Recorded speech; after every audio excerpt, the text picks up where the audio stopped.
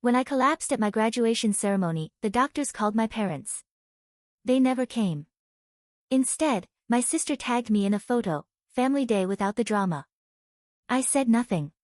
Days later, still weak and hooked to machines, I saw 75 missed calls, and a text from Dad, "We need you." Answer immediately. Without thinking twice. I hit the floor before I ever reached the stage.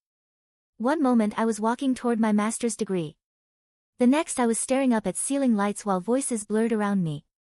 The doctors called my parents. They never came, lying in the still in my gown. My phone lit up with a tag from my sister, a smiling backyard photo captioned "Family Day." Without the drama, I didn't respond. I couldn't. Days later, still hooked to machines. I finally unlocked my phone, and what I saw made me realize collapsing wasn't the worst part of that day. My name is Maria Bennett, and I learned early that in my family, love came with conditions I never agreed to. I grew up in a small Pennsylvania neighborhood where front porches glowed warm at night, and every holiday looked picture perfect from the outside. Inside our house, though, I always felt like I was walking around a draft that no one else seemed to notice. My mother, Linda, built her world around my younger sister, Emily. She called her delicate, sensitive, someone who just needed a little extra. My father, Richard, had his own script for me. "Maria, you're the dependable one. You're stronger than most." He meant it as praise, but it felt like a job description I never applied for. Whenever something needed to be fixed, solved, or absorbed quietly, it landed at my feet. I remember tying Emily's hair for school because Mom was running late again. I remember taking the blame for a shattered vase because Emily cried faster than I could explain. Her birthdays were full productions. Pink banners, cupcakes, 20 kids in the yard. Mine were quiet. Affairs with a small cake on a paper plate. A promise they were too tired to keep. "We'll celebrate properly next year." Next year never came. One winter, when I was running a fever high enough to make the room spin, I waited on the sofa for someone to sit with me. Instead, Mom zipped Emily into her recital costume, and Dad asked me to be a good sport while they rushed out the door. The house dimmed as evening settled, and I lay there listening to the heater clicking, trying not to cry because I already knew no one would hear me. That was the rhythm of my childhood. Emily receiving softness, me receiving expectations, and somewhere in that rhythm I learned to equate silence with strength. Leaving for college in Boston felt like stepping into air that actually moved. I worked 2 jobs, studied late nights, and built a life that belonged to me for the first time. Still, the calls from home trailed after me like a long shadow. "We're behind on the electric bill. Emily's card is maxed. Your sister needs help this month." And every time I sent what I could, sometimes what I couldn't, because that old line, "You're strong," still lived under my skin, whispering that my needs came last. Boston also gave me people who noticed things my family never had. Jenna, the coworker who'd shove a cup of soup into my hands and tell me to stop apologizing for being tired. Mark, who frowned when I swayed during a shift change. Dr. Lane, who didn't need more than 2 sentences from me to say, "You carry too much, far too much." But even with all that, I kept going. I kept stretching myself thinner. I kept promising I'd rest after graduation, after one more shift, after things calmed down. I didn't realize I was building toward a breaking point. Not until the day my body finally chose for me. The months leading up to graduation felt like living inside a tightening vice. Every day started before sunrise and ended long after the last train rumbled past my apartment windows. I worked full-time at the hospital, picked up weekend shifts at the cafe, and squeezed my master's coursework into whatever scraps of time were left. People told me I was impressive. I didn't feel impressive. I felt like a candle burning from both ends in the middle. The trouble at home didn't slow down to match my pace. It sped up. Mom called first. "We are short on the water bill. This month your dad's hours got cut." A few days later, my phone buzzed again. "Emily, I messed up." "Maria. My rent's late. Can you cover it? Just this once." It was never once. Then came a car repair, a payment, a maxed out card, another emergency, always urgent, always landing on my shoulders. Some nights I held my phone and stared at the total in my bank account, feeling the math crushed me, but I always hit transfer. That same old guilt, "You're strong, Maria," kept my finger from ever saying no. My body tried to warn me something was wrong. Little warnings at first. A shake in my hands while charting patient notes, a wave of dizziness. When I stood too fast, a pressure in my chest after a 12-hour shift. I blamed coffee. I blamed stress. I blamed anything but the truth. I was running on fumes. Jenna noticed before I did. "Maria. You okay? You look pale." "I'm just tired." I said it wasn't a lie. It just wasn't the whole truth. One evening after a brutal double shift, I collapsed into the break room chair and checked my phone. A notification flashed across the screen, a tag from Emily. I tapped it expecting a meme or something random. Instead, it was a photo of my entire family gathered around a grill in our backyard. Plates of food, laughing faces, sunlight, warm on everyone's skin. The caption read, "Family Day without the drama." I felt something inside me dip like a floorboard, giving way, not anger, not yet, just a cold hollow ache. I didn't comment. I didn't ask why she tagged me. I just turned off my screen and pressed my thumb into the edge of the table until it hurt. Later that night, while walking home, the world tilted, the sidewalk swayed under my feet. I grabbed a railing and waited for the dizziness to pass. My pulse hammered in my ears. I told myself it was exhaustion. I told myself to keep going. I told myself it would be fine after graduation, but there was another sign, one that stayed with me. I was charting vitals in the When the room blurred, I blinked hard, but the numbers on the screen doubled, then tripled. Mark touched my arm lightly. "Maria, you need to sit down." "I'm okay." I whispered. I wasn't. I kept pushing. I kept ignoring the signals. I kept promising myself. Just one more week, one more shift, one more assignment, one more emergency bill. I didn't know it then, but I was counting down to the moment. Everything inside me would finally snap. The morning of my graduation felt unreal. Like I was moving through a world made of glass. Boston was bright and sharp that day. Sunlight bouncing off campus buildings, banners fluttering in the wind, families crowding the lawn with balloons and flowers. Everyone looked alive. Excited, whole. I told myself I was fine. I smiled when classmates waved. I adjusted my gown even though my hands trembled. My heart beat too fast, too hard, like it was trying to warn me of something I refused to hear. I checked my phone for any message from home, nothing. When the ceremony started, the dean's voice echoed across the field, graduates row by row, walking toward the stage as applause rolled like a wave. I kept scanning the bleachers, left, right, top row, bottom row, searching for my family. There were empty seats, but not for me. Mine were never intended to be filled. Then suddenly a vibration in my pocket, a text from Mom. "Traffic is bad. We'll get there soon."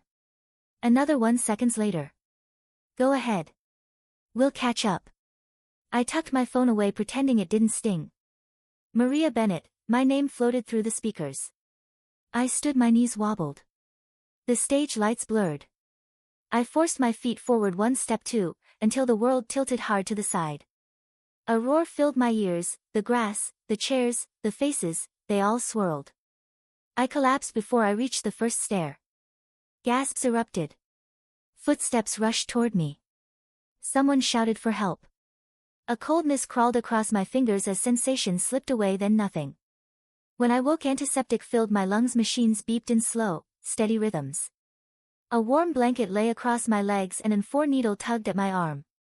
The ER ceiling came into focus as voices murmured around me. Dr. Whitman leaned close. "Maria, you fainted from severe exhaustion, stress, dehydration, heart strain. You've pushed your body too far. You're lucky you didn't collapse somewhere alone." His words didn't frighten me. They confirmed something I'd tried to outrun. "Did my parents come?" I whispered. He hesitated just long enough to tell me everything. "We called them several times, left messages, no one arrived." Silence swallowed the room, not the painful kind, the revealing kind. Hours later, when my hands finally stopped shaking, I reached for my phone there. It was a new notification. Emily had tagged me in a photo. My breath caught as I opened it. My family stood around the grill in our backyard, laughing, holding plates, stacked with food. Emily in the center, smiling wide. The caption family day without the drama, I stared at it until my chest tightened. Again, not from condition, but from clarity. They didn't miss my ceremony. They didn't get stuck in traffic. They chose not to come. A slow, controlled exhale left my body. For the first time, it wasn't out of resignation. It was the beginning of something shifting, something cracking open, and yet the real breaking point hadn't happened. Not yet, not until days later when my strength was still failing and my phone lit up with 75 missed calls from home. The first thing I noticed was the vibration, soft at first, then relentless, buzzing against the metal side table like it was trying to shake the room awake. I'd only been home from the hospital for a few hours. Still pale, still dizzy, still moving, like someone whose body didn't fully trust her anymore. Boston's evening light filtered through my blinds, soft and gold, brushing over the stack of discharge papers beside my bed. Buzz, buzz, buzz. I ignored it until it became impossible. When I finally grabbed my phone, the screen nearly blinded me. 75 missed calls. Mom, Dad, home, Emily, over and over like a chant. My stomach nodded, not fear, not guilt. Something colder. I didn't call back, not yet. Instead, I scrolled the messages loaded in waves. Why aren't you answering? This is serious. Maria, pick up. You can't just disappear. We need you now. Emily is in trouble. I exhaled slowly. Of course it was about Emily. It was always about Emily, but when I reached the earlier messages, the truth twisted, sharper. They hadn't tried contacting me during the collapse or the ER stay, or the silence afterward. No, they only cared once. Their problem reached my doorstep. I scrolled further, a photo from Dad, a screenshot of a bank notice, another blurry papers, bills, payments, a loan, a large one. My eyes froze. My name was on it. My signature, except it wasn't, not the way I signed, not the curves. I controlled a scan, an old one, the one I used years ago on a rental form back home. They'd copied it. I felt my breath catch. But instead of panic, something startlingly steady rose in me. They forged my name and now the bank wanted my confirmation. Without it, the loan would fall back on them. Their property, their accounts, their mess, and they knew that that's why they were calling. I wasn't their daughter in that moment. I was leverage. I didn't respond. Not yet. Instead, I texted one person, "Can you come over? I need you." 20 minutes later, Jenna walked into my apartment with takeout soup and the kind of presence that steadied a collapsing world. Her eyes scanned my face, my posture, my shaking hands. What happened? I handed her my phone. She read in silence. Her jaw tightened. Maria, this is serious. They can't do this to you. This is fraud. The word hit me like a bell. Clear, undeniable fraud. The thing I'd been too conditioned to name, Jenna, sat on the edge of my bed. We are not letting them trap you again. Not this time.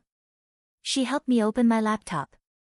We pulled up the messages, the papers, the timelines, and for the first time in my life, I didn't defend my family or excuse them or rationalize for the first time. I let the truth stand. They used me. I whispered. They always have. Jenna replied softly later that night. Still weak, still aching. I joined a video call with a financial attorney. She recommended I held my phone with both hands so it wouldn't shake. When he saw the documents, he sighed heavily. This is unauthorized use of your information. You don't owe them a single dollar. What they did is illegal. Illegal there. It was cold and blunt. I felt something in my chest loosen like a fist. Finally opening, the attorney walked me through my options, steps, protections, boundaries I didn't know I was allowed to have. Then he said, if they contact you again, tell them you're aware of the forgery and will not participate. The words terrified me and freed me. When the call ended, I sat there surrounded by silence and new air. Jenna squeezed my hand. You are not alone. For the first time, I believed it. The next morning, the sun barely risen. My phone rang again, my parents' number. Jenna nodded at me. Speaker. I answered. Mom's voice exploded through the phone. Maria, finally, do you have any idea how stressed we've been? Why didn't you answer? I leaned back on the couch, steadying my breath. I was in the hospital. I said calmly, a beat silence. Then Mom cleared her throat. Well, yes, but Emily is in a crisis and we need you to focus there. It was the truth. UNC cloaked, Dad's voice boomed. Next, you need to call the bank today. They won't talk to us without you. Your sister's future is on the line. I didn't flinch, Dad. You used my signature without my permission. A long suffocating pause. Mom jumped in. We only did it because you are responsible. You can handle it better than Emily. Stop being dramatic. Jenna's eyes widened at that word. Dramatic. The same word Emily used in her photo caption. While I lay in the I swallowed, but my voice stayed level. I'm not signing anything. Dad snapped. Excuse me. I'm not signing. I repeated. I'm not covering the loan. I'm not fixing this. You have to, Mom shrieked. We could lose everything. Maria, think about your family. I closed my eyes. I did my whole life. Dad's tone hardened sharp as metal. If you don't help, we're finished. Jenna leaned toward me, whispering, say it, and I did. I spoke to an attorney. What you did is illegal. If you continue contacting me about this loan, I'll take legal action. The silence that followed felt bottomless. Then Dad growled. You are threatening us. I'm protecting myself. Mom's voice cracked, shifting from anger to pleading, we need you, please. A year ago that would have broken me. Now it only revealed the truth. They didn't need me. They needed what I provided. I drew a breath. I'm done being the solution to problems I didn't create. I'm done being your safety net. I'm done being the strong one. So Emily never has to grow up. Maria, Mom choked out. No, I said not anymore. Then I hit the red button. The call ended clean final. Jenna let out a shaky exhale. You did it. My hands trembled, but not from fear. From release that afternoon, I spent hours removing myself from every account, every automatic payment, every shared bill I called, companies closed access, reset passwords, documented everything. Each step felt like cutting a new thread that had tied me to a life built on obligation by sunset. For the first time in 27 years, I was free. I stood by my window, the city glowing under the purple sky, and whispered a truth that tasted like oxygen. I'm not their answer anymore. And as the last light slipped behind the skyline, I knew part 6 of my story wasn't just about consequences. Waiting for them. It was the beginning of consequences finally ending. For me. Recovery didn't arrive like a miracle.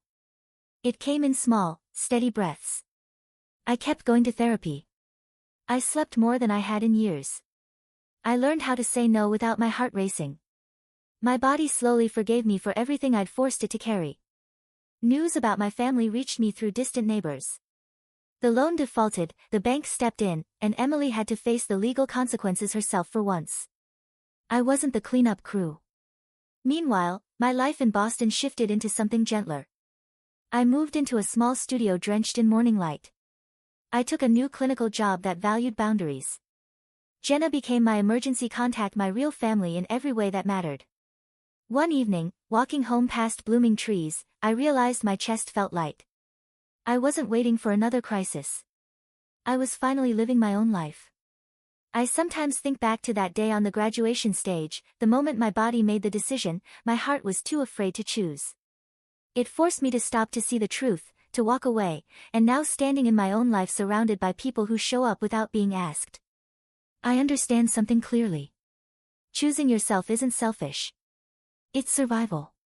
If this story touched something in you, share your thoughts in the comments, and if you've ever rebuilt your life from the ground up, you're not alone. Hit subscribe so you don't miss the next story.